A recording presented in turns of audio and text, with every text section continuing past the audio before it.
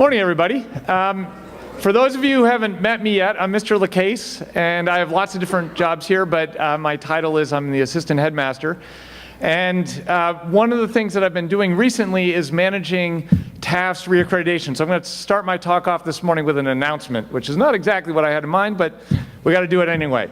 So what reaccreditation means is that every 10 years, this group of people come in. Well, first, the whole TAF community does some research on itself to determine how we line up with some accreditation standards. And so for those of you who are down here, about a year and a half ago, you took a survey that we sent out, and you may have heard faculty members last year talking about the work that we were doing to put together this report.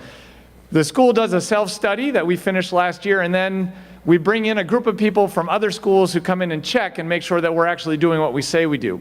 And those folks are coming in on the 15th of October, so a week from Sunday. They'll come in and they'll be here from the 15th to the 18th. And I'm not sure exactly what they'll do. They do whatever they want to try and determine whether we meet these standards. They may show up in your class. You may have one of them at your sit-down dinner table.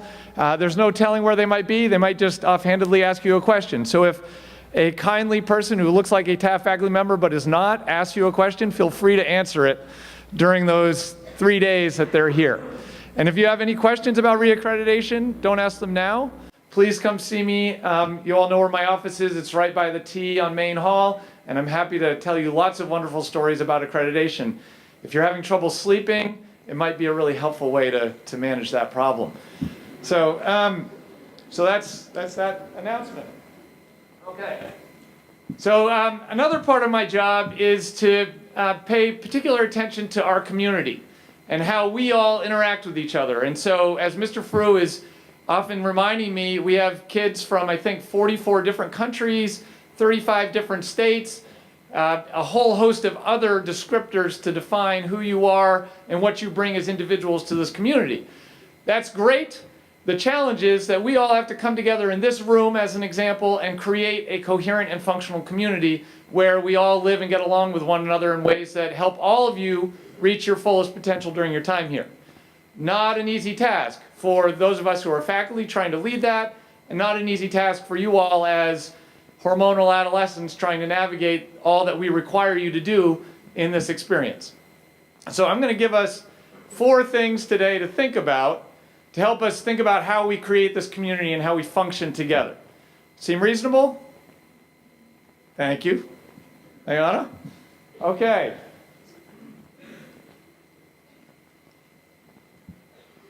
This worked great 2 minutes ago.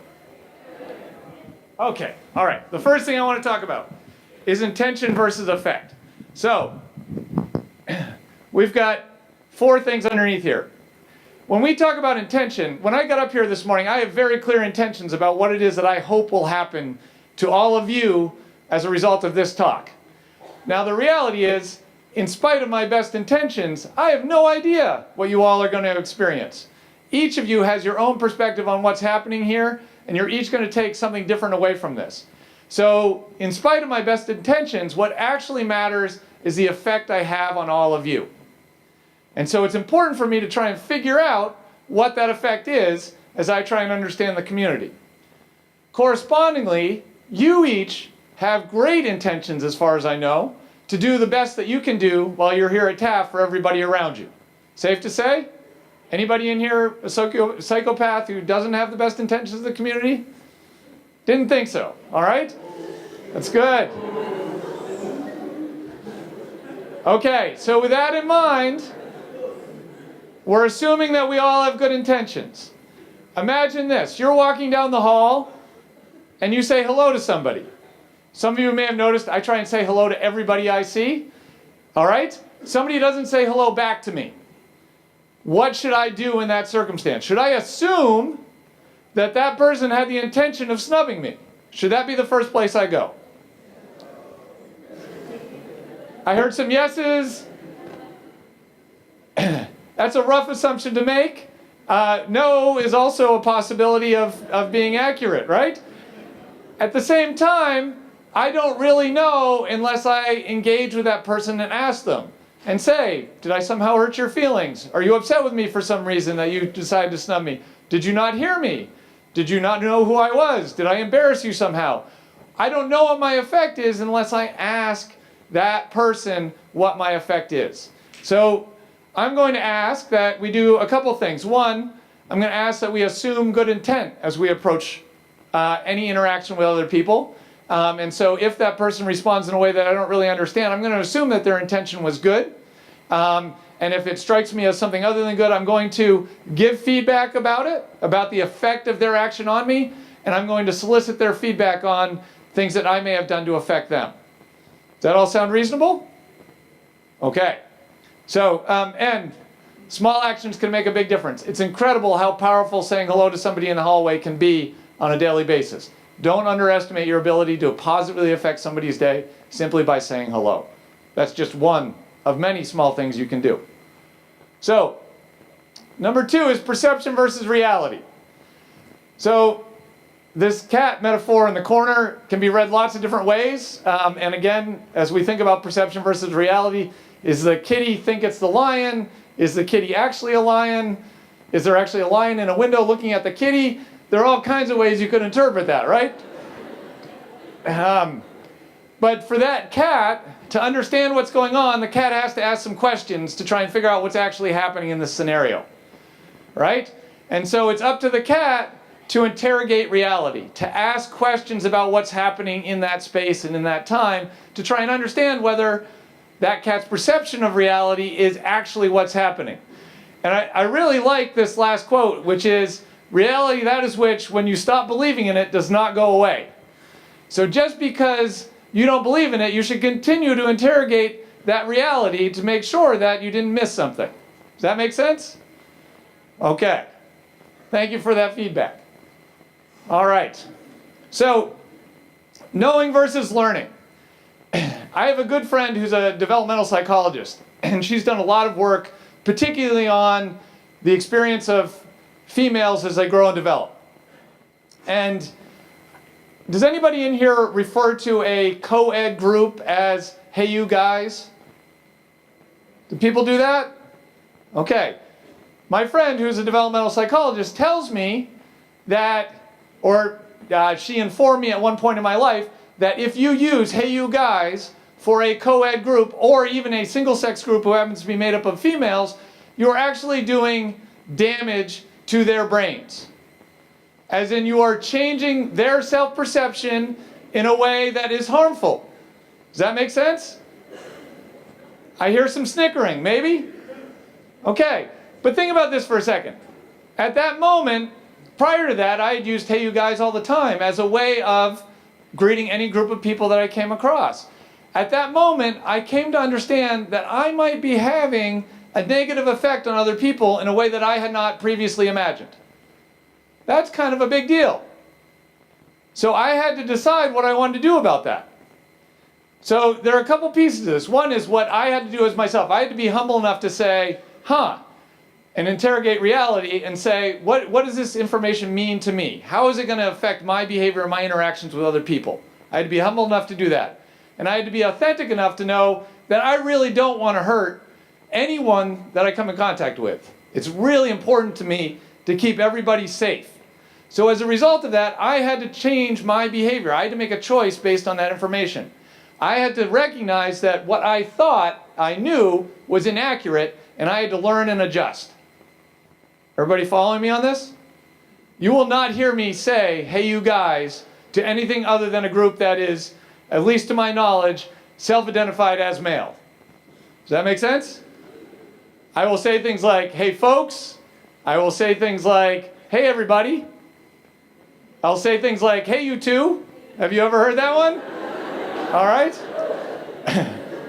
But I will not say, hey you guys.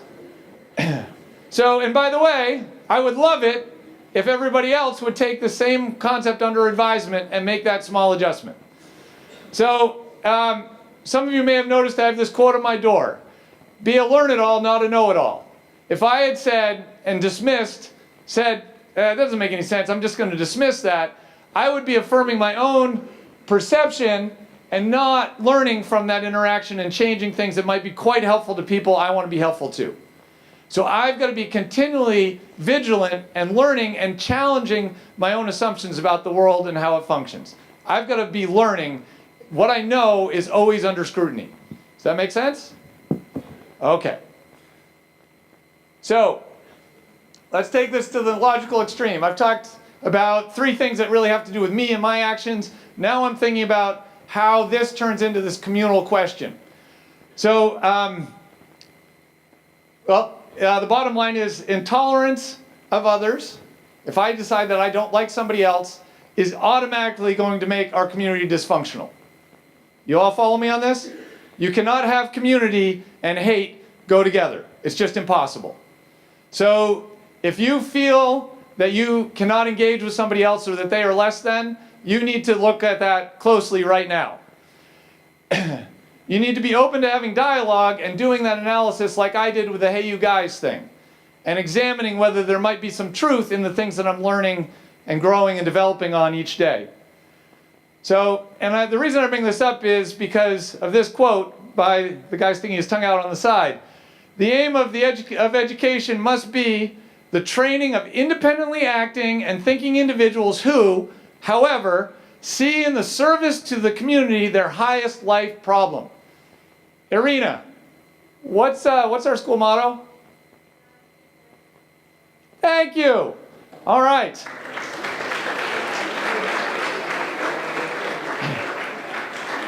On a daily basis, you all are doing significant work for yourself in the hope of contributing to our community in some larger and more meaningful way. Getting an A on a test for you is important. Using the knowledge that you gain as a result of being a student at Taft to make the world a better place is essential. So think of every action you engage in as a means of creating that opportunity. Now that's a big charge. I'll give you. That's a gigantic charge to each of you to make the world a better place. So I'm going to give you an easy way to start this process. A small thing you can do that will begin to move us in the right direction. All right, does that look familiar over here to anyone? It's a garbage can in the jig, just in case anyone hasn't been to the jig lately. The recycling bin. Thank you, Ben. Good point. I just learned something new. All right. So with this in mind, there was a long-time head of school at the Gilman School in Baltimore, Maryland, and he talked about there being 3 kinds of citizens. A third-class citizen would make this mess, right? I'm assuming we don't want to be a third-class citizen. A second-class citizen would look at this mess, say, wow, that's a mess, and walk right by, right? A first-class citizen would look at the mess and do something about it. They would fix the problem. It's a small problem, but it is going to require some work and effort on 2 different levels. 1, somebody literally could clean up the physical mess, and 2, the other thing the person could do is try and help other people not to make the mess in the future. That make sense? So let's talk about how we might go about doing our cleanup. Oh, look, a piece of garbage here on the floor that I can pick up. Now I can do this in lots of different ways.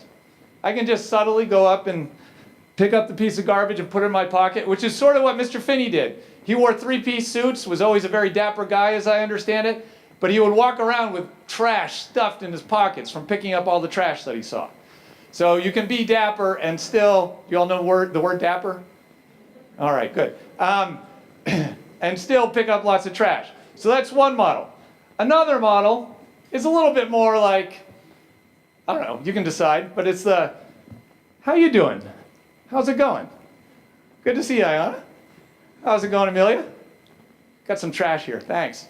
See you both soon, right? It's the cool guy approach to trash, okay? One more, and then I'm going to ask for some more audience help. The last one that I'm going to suggest is the, oh my God, there's trash on the ground right there. I need to pick this up. Do you all see that there's trash on the ground right here? Let's all pick up the trash. Another way of helping everyone else think about picking up the trash. So I've got one more for you. This one's the best one from my position on a couple levels. Hey Elizabeth, how you doing? All right. Hey, would you do me a gigantic favor and pick up that piece of trash right there? Elizabeth, thank you so much for doing that. I really appreciate it. All right? So as we think about our work in our community, obviously the trash thing is a gigantic metaphor for everything else that happens in our community. What are we doing that is the equivalent of the trash? Okay? Are we making the trash? Are we creating that opportunity in the behaviors we choose? Are we aware that we're creating that? Are we simply looking at it and not doing something about it?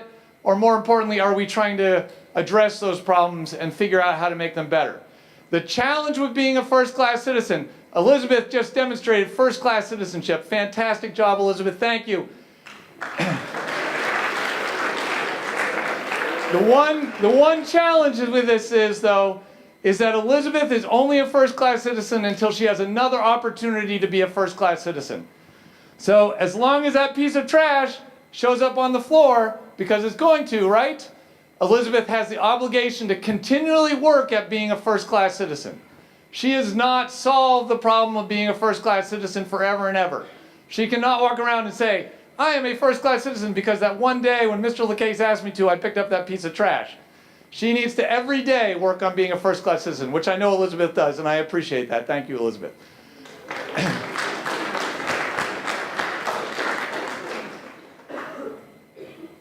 But I challenge you to be the best first-class citizens you can be each and every day. Your challenge is that you are only as good as your last good deed. So you need to be figuring out what your next good deed is going to be and how you're going to serve this community and help us be an entire school of first-class citizens. Does that seem reasonable? Okay. So I charge you all, in my final seconds here, with going out and being the best first-class citizens you can be. It's my great honor to be part of a community that really strives to do that. I recognize we may slip and fall at times. For instance, there has been a lot of slipping and falling in the dining hall and in the jig as of late, but I look forward to you all demonstrating what first-class citizens you can be. I really appreciate your hard work and have a great day.